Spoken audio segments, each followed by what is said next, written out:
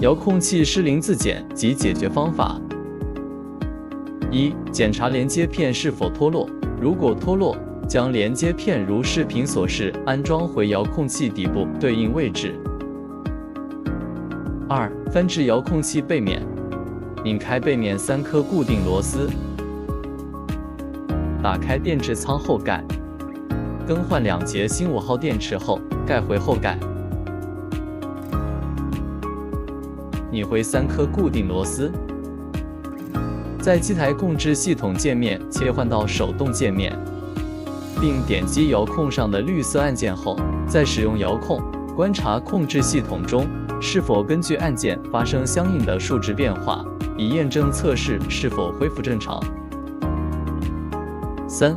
更换485转接头，将遥控器的485转接头替换成其他3个中功能正常的任意一个临时使用，若故障解除，则可判断为485破损，更换即可。若依旧未恢复，请联系大鲨鱼售后即可。至此完成全部步骤。